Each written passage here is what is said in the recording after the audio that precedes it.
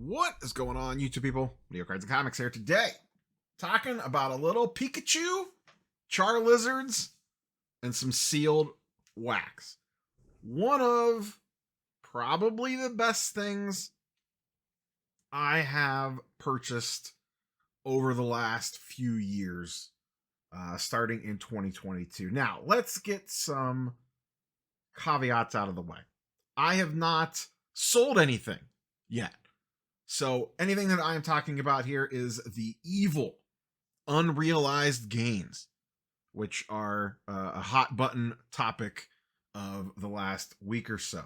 2, you should not be buying any of this nonsense unless you can afford for it to all go to zero.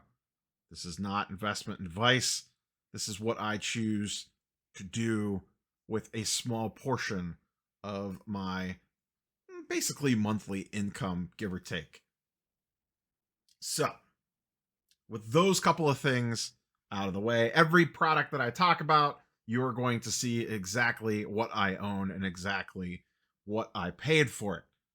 We are in Market Movers today. In the My Collection tool, I have filtered this by Pokemon to see all of my Pokemon purchases over the last couple of years now.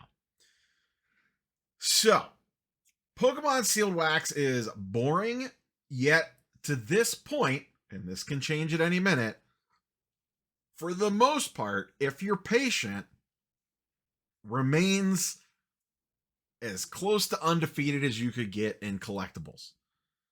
It is boring. It sits on a shelf. It's not exciting. But I personally have always liked the idea of hoarding sealed wax to a degree. I don't go crazy. The other reason why I like, well, there's a few reasons why. The main reason why I have chosen Pokemon is I have zero interest in opening Pokemon boxes or packs. I don't know much about the game at all. I don't know much about the characters at all. I know what a Charizard is. I know what a Pikachu is. I've heard the word Team Rocket. They're people that people get excited about, and they have a set coming pretty soon. Beyond that, all I know is I'm not tempted to open it, and it is ridiculously popular. Ridiculously popular. It is also, which is something to keep in mind, printed to the moon and back again. This stuff is out there aplenty, but it has been around for a long time. It is ridiculously popular, and I don't see it going anywhere anytime soon. So, essentially what I do is, every Pokemon release for the last few years, I buy a handful of booster boxes of every release. I started this back late in the Sword and Shield era. Unfortunately, I missed Evolving Skies. I had an opportunity to buy. I remember seeing Evolving Skies boxes. This was after when the first reprint happened. They were at about $200 a box, and I was like, I was just starting to do this, and I didn't want to spend the money on it, and I passed. So, is what it is. But I did manage to get in on some Lost Origins and some Chilling Reign, some Silver Tempest and Brilliant Stars, the last few sets from Sword and Shield, and those have performed quite well. So this is really simple. Every set of Pokemon that comes out, I try to buy upwards of a booster case. That is 6 boxes. Under current releases, you could generally, my target price is between $90 and $100 a box. I could usually get $95 to $100 a box, no problem. I could get $100 a box, no problem, because I am a Patreon member of Alpha Investments, and he always sells them for $100 a box per if you buy up towards a case level of every new release. I also have a couple of shops locally, one in particular, that will sell to me at release for slightly under that, so I almost always buy from them to support the local business, but I have Rudy as a backup. And what do I do with it? I get it, and it sits on a shelf behind me. That's the trick with Pokemon. Slow, steady, put it on the shelf, and forget about it. The reason why I buy every set is For the most part, they all perform somewhat well. Some will outperform others, and I just don't want to get cute and miss on one.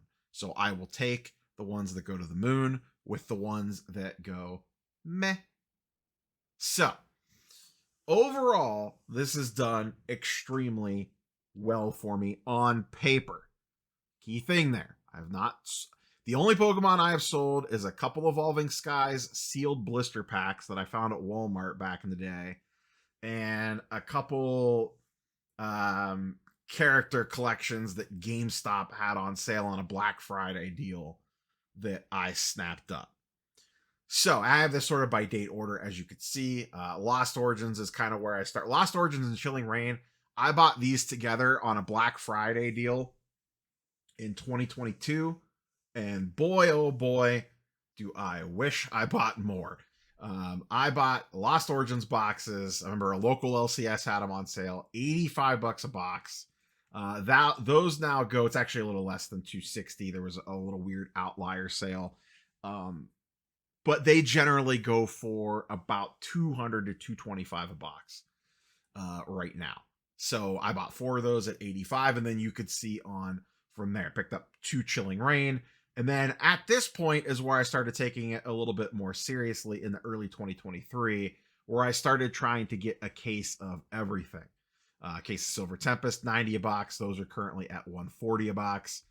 Brilliant Stars, I bought late, so I had to pay full freight at 150 a box, which is basically full MSRP. Those are sitting at 185 a box. And you can pretty much see there is a lot of green on here because almost everything I have is in the green. Now, the trick is when you first buy them, they generally sit for a while. And you just got to kind of ride it out. And if they get super popular, guess what? They reprint them and the prices go back down again. You could see that here with 151 Japanese and booster bundles. There's rumors that these might get reprinted pretty soon. If they do, I will buy more. 151 Japanese booster boxes. These got up to almost $200 at one point in time, if not higher. They reprinted them to the moon and back again. In the spring, I bought them for 90 a pop at the Washington, PA show. They ended up going down to almost $50 a box at one point in time shortly there. After that, from that reprint flooding the market, and you gotta just play the game with the cycles. Eventually, the inventory worked its way through the system, and these have gone right back up again. They are now at around $100 a box, give or take. And you can see on the newer releases, if we get down in here, this one came out, I think I bought Paradox Rift a little late, but this was May, this was June. You could see that this one's actually under, last few sales are in the $90-ish a box range. Twilight Masquerade, one of the more recent releases, is doing pretty well at 116. Now that might not seem like a botch at $20 per box, but that's actually doing pretty good. This for that new of a release. That typically does not happen. That's a little bit of an outlier. But what you'll see happen is they will reprint this stuff. Paldea Evolved is a current era product. It has done very, very well. It's at 150 a box. I picked up, 3 at 110 a box and 4 at 80 a box. I bought these at release at 110, and I remember I picked these up at, I think, a Black Friday deal, or maybe the Ship Shawana show, I don't remember, for $80 a box. Got a deal on those, and these have really performed well. I would not be surprised if this set gets reprinted and it goes back down again. You will see that happen. Eventually, they will stop reprinting them and they will completely go out of stock. Now, what I am bad at is I don't have exit strategies for this stuff. I don't set if it reaches X number of dollars, sell it and move on. A lot of people that I know that do this, the boxes will double up or they'll hit a certain point. They will sell them and then use that capital to buy whatever the new sets are that are coming out and essentially keep turning the money over and over and over again. Once again, this is not investment advice. This is just me showing you what I have done and one of the better things that have performed for me, once again, on paper. On paper. I have not cashed anything out yet. I've come close to selling a couple of the early stuff a few times, but basically what it always comes down to is I don't necessarily need the money. I can pull the money from other places. So I'll just let it sit there and keep on marinating, essentially, is what it comes down to. The reprints, you can sneak back in and pick up more inventory on reprints when they do happen. But once again, the key here is patience. I bought this stuff 2 years ago in 2022, and it's been sitting on my shelf since. Once again, you can see the boxes stacked up behind me. You could do this with other stuff as well. I have done it with Magic the Gathering, but to less success. Usually on Magic, I am waiting for some super crazy clearances on boxes on Amazon or something like that. Generally speaking, most of my Magic stuff has not performed as well. We could look at that real quick. I think if I just search for Magic, it'll pull it up.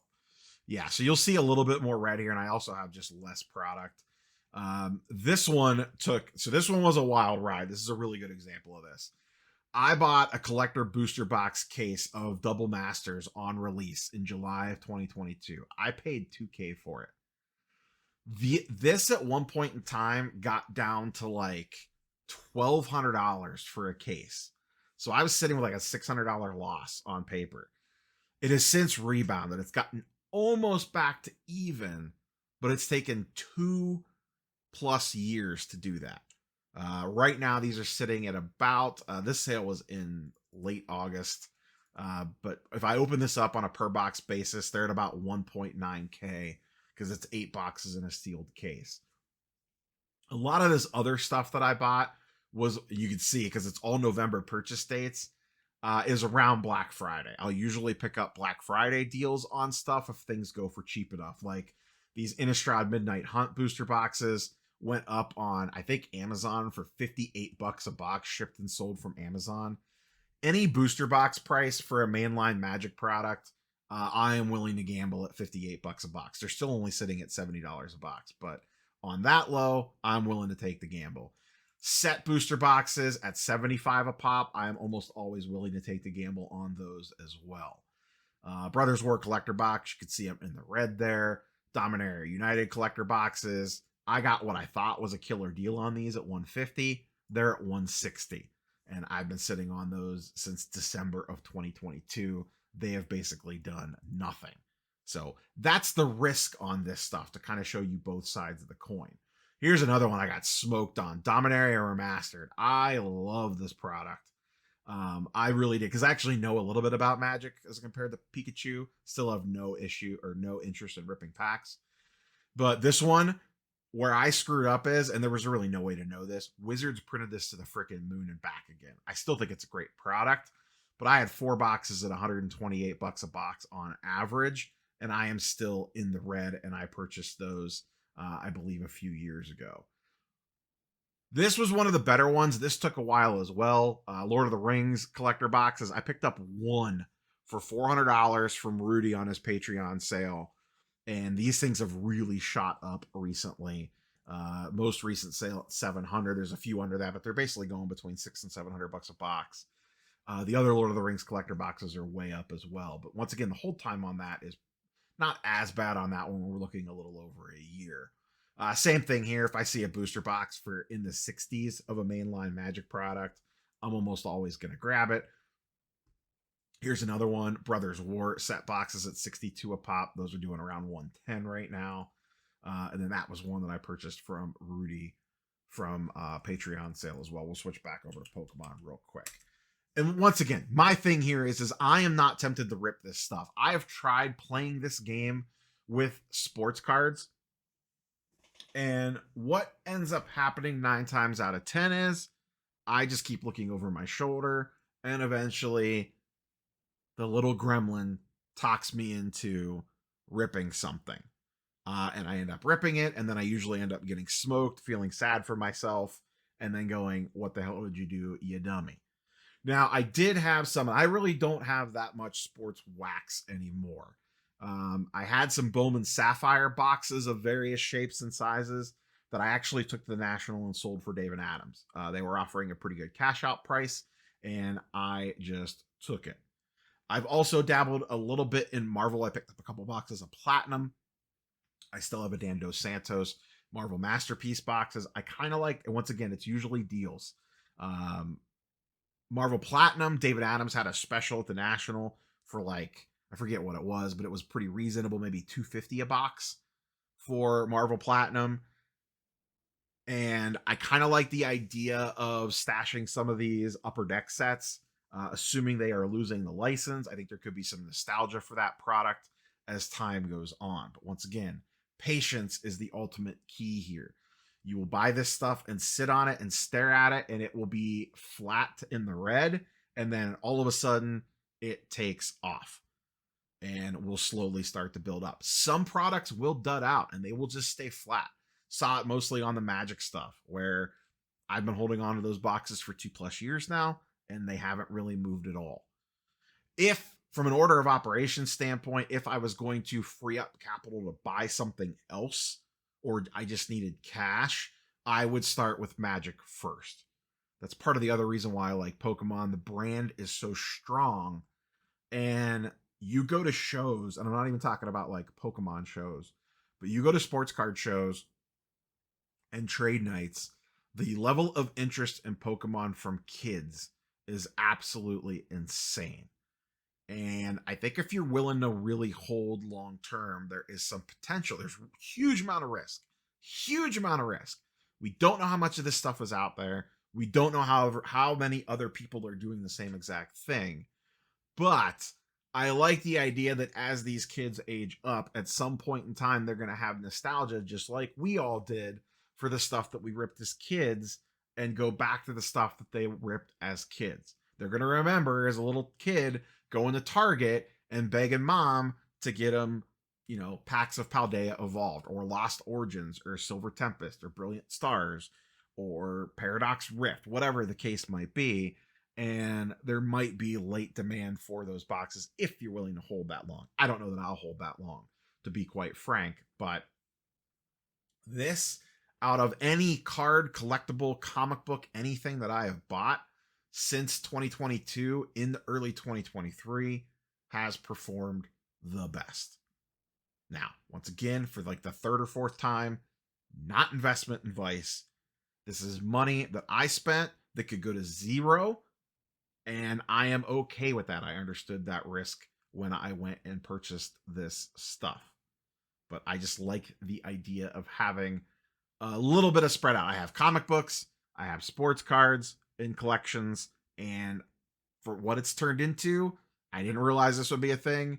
I enjoy collecting sealed Pokemon, even though I am not that into the game itself. It's just one of those weird things that, for whatever reason, collecting brown boxes that say case of X, Y, and Z product on it has appealed to me.